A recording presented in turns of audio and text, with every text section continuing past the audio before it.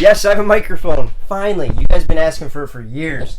And yep, it's time. I've got it. And it's actually not me who bought it. It was one of my best buds. He sent it from California to Michigan to help my channel out. Make sure to thank Jose in the comments below. Anyway, let's get into the mood now. We're going to be talking about day 7 of the invasion of Rojava by Turkish forces.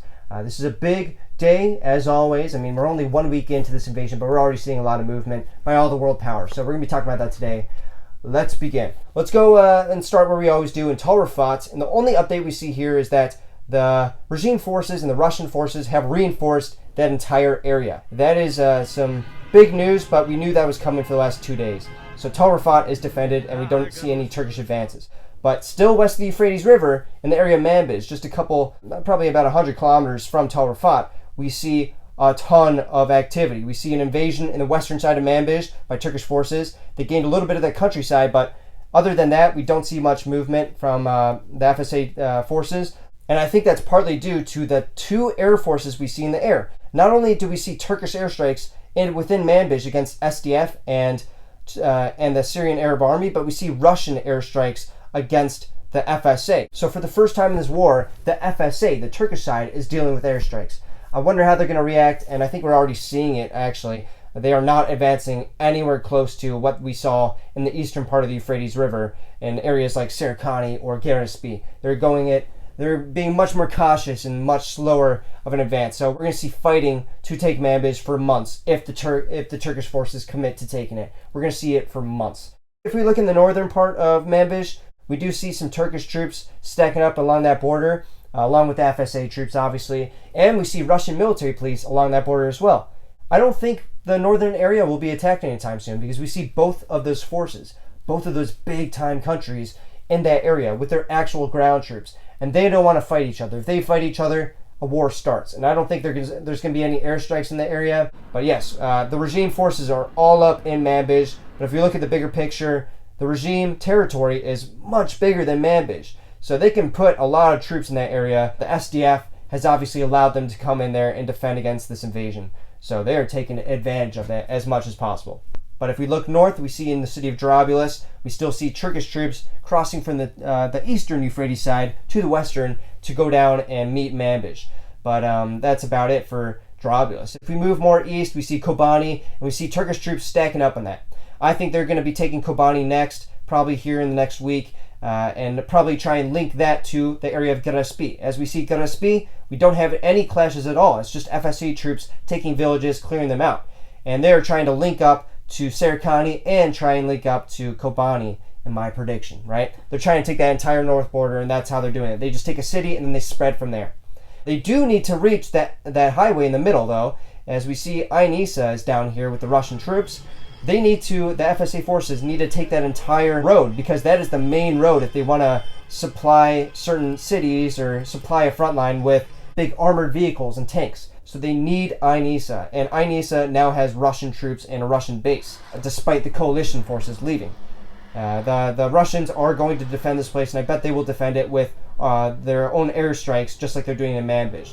But we're going to see when that fighting starts. I don't think it's going to happen anytime soon, because although FSA troops are still in that area, close to that highway, I don't think that they want to mess with Ain Issa just yet, especially since Turkish airstrikes can't attack Ain Issa with Russian troops in them. If they do, Russia's ready to retaliate. I don't think it's going to be like coalition members just like, oh, okay, Turkey, we're getting out of here. I think Russia's going to retaliate, and Turkey knows that. As we move south of that, though, south of Ain Issa and south of Geraspi, we see Al Tabqa. And Al Tabqa, again, I've been there, and I know a buddy who's out there who fought there years ago. It has been taken by the regime forces. Again, the SDF is allowing this. They need the regime forces in this area, and the regime it seems like they're just taking all the major cities with this new alliance. They're just trying to get all that support within these cities, and I don't think they're going to be giving it back to the SDF, obviously. But they are working with SDF, and there's no clashes between them. And ISIS, although they are trying to rise up in these cities, I think they will back out now. They will stop their attacks now that it is not the Kurdish forces that they have so much anger towards. It's now the Arab community that is in that city, so I don't think there's going to be much retaliation towards the regime forces from ISIS. Anyway, as we move more east, we get to Syria, and this is where we see the major clashes. First of all, Syria has still got a huge resistance, and it looks like the Kurdish forces have completely retaken the entire city. And I think that's partly due to the FSA really making a move towards that highway. And there we still have heavy clashes. And they're getting pretty close to this area now held by the Russians and the Syrian Arab Army, and that's along the highway. So I don't think that they will be taking that anytime soon. I think the Russians, again, if the fighting gets too intense and the clashes get too intense, the Russians will just go in there with their airstrikes. But this is the first time that we see any reinforcements in this area. So I'm wondering if the FSA will be able to push them out, or if the Russians and their proxy, the regime, is going to be able to withstand this giant rush of FSA troops trying to spread to Kamishlo. And again, I mean, that's what they're doing. Just like in Kobani area, Kamishlo is on the other end, and it's close to Syria. So I would assume that the FSA troops are going to be trying to get to Kamishlo, and as an invasion starts there. I don't see any troops stacking up on Kamishlo, though. Maybe they don't have enough reinforcements. Who knows? But in the city of Derek, we don't see any news or updates on artillery. The only thing we see in that area is the Samalta border crossing and the U.S. troops getting out of there. And the only other news we see in Kamishlo, I know I got to Derek, but the only other news we see in Kamishlo is the evacuation of the Mercy Corps and the Doctors Without Borders. Every single medical organization that's out there is retreating. They're getting out of there because of all the Turkish airstrikes that are just attacking anything. The only people on the ground helping the civilians right now with medical care is Heva Sor, the Kurdish Red Crescent. So again, I'm going to leave their link in the description below. Make sure to donate. It's just their PayPal. A lot of people are asking, how do I do that? It looks a little sketchy. They only have a couple people from the international community working for them, so the website's going to have some typos. But I promise you, if you help their PayPal, they are helping people on the ground, and they are not evacuating. They are in Syria to stay. And although their ambulance drivers are getting attacked by airstrikes and they're getting invaded by FSA troops, they are continuing to work on the Kurdish population and any population that's there being hit. And we actually see a report from them. They have treated close to 200 people on record from the airstrikes and the artillery bombardments.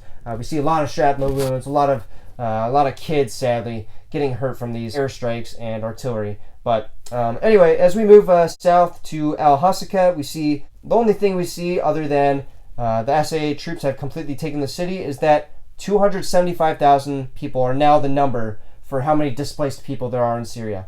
And obviously we have millions within Turkey. So this is another reason that Turkey's doing this invasion, is because they have millions of refugees there, and they need to make it safe for them to go south.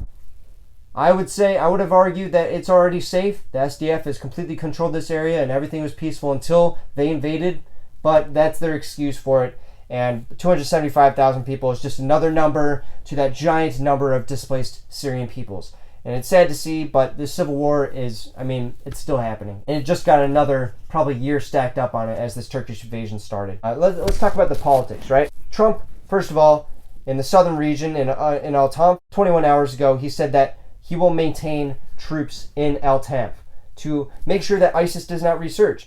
The ISIS resurgence is already happening. I don't know why troops are not already in Syria protecting against this. I think that is just the most hypocritical thing I've ever heard in my life.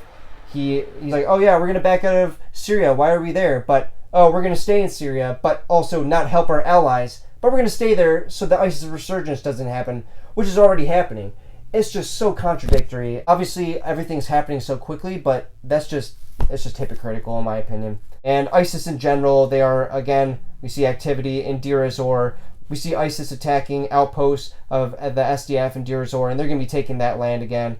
And we will see another ISIS resurgence. I've said that for the last 7 days, and I'll say it again. It's happening. And I don't know why Trump is not doing anything about it. And this is just ridiculous. But that's what's happening. Trump is also putting sanctions on Turkey. I don't think it's going to change anything in this war, though. Turkey's already committed, fully committed to this war, as we see with all the invasions happening within these cities. It's not going to change anytime soon. And I just need to say that. So besides that, guys, that is day 7. Day 8, we're going to see what happens. I'm sure there's going to be a lot of news. So if you haven't already, make sure to subscribe. Make sure to share this video to your friends if you thought it was helpful. We need to spread the word about this invasion. And yeah, that's about it. Take it easy, guys. Peace.